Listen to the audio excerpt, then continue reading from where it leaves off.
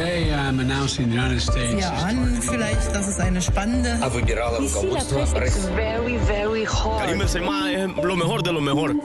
La revue de presse internationale sur Europe 1. Nous irons ce matin en Pologne et en Algérie. Première étape, la Chine. Bonjour Sébastien Le Belzic. Bonjour. À la une à Pékin. Alors à la une de l'actualité en Chine, le début des épreuves aujourd'hui du Gaokao, l'équivalent du bac chinois, examen redoutable et redouté puisqu'il détermine l'entrée à l'université. Près de 12 millions d'étudiants le passent à partir d'aujourd'hui, écrit China Daily.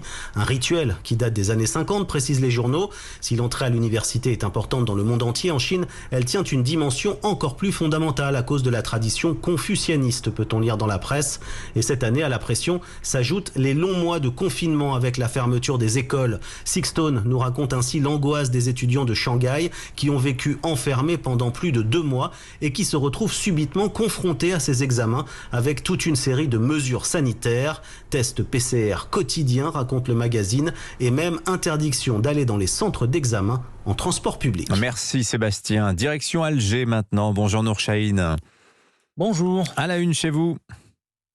Eh bien, dans la presse, on parle de 2 corps découverts dans la soute d'un avion d'Air Algérie. Il s'agit de cadavres de 2 jeunes frères âgés de 20 et 23 ans, précise le Jeune Indépendant. D'après le quotidien, le parquet a ordonné l'ouverture d'une enquête pour comprendre comment les 2 jeunes sont parvenus jusqu'à l'avion stationné dans un aéroport fortement surveillé. Pour sa part, El Watan a expliqué qu'après avoir opté pour la voie maritime, à bord d'embarcations légères, certains émigrants clandestins tentent de plus en plus de voyager par avion, en soute ou dans des trains d'atterrissage. Bien que les chances de survie soient infimes, ces tentatives désespérés ne sont pas exceptionnels. Le Soir d'Algérie rappelle qu'un adolescent de 16 ans avait réussi en mars dernier à embarquer clandestinement à l'aéroport de Constantine sur un avion en partance pour Paris. Il a fait tout le voyage dans la soute à bagages et a pu arriver à destination sain et sauf.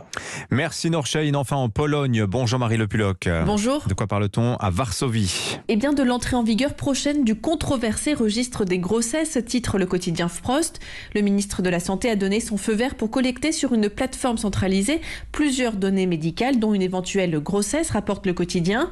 Sauf que dans un pays où l'avortement est quasiment interdit, ce registre évoque les pires intentions possibles, écrit Ocopresse, rappelant que les autorités ont durci la loi sur l'avortement et limité l'accès à la pilule du lendemain. Les autorités veulent éliminer les avortements clandestins et les avortements à l'étranger en contrôlant les grossesses grâce à ce registre, dénonce ainsi une députée de l'opposition à TVN24. Des critiques balayées par le ministre de la Santé, rapporte la chaîne de télévision. Il assure que ce processus de digitalisation suit les recommandations de la Commission européenne et que seuls les médecins auront accès à ces données médicales. Merci Marie Le Puloc. Allez à suivre sur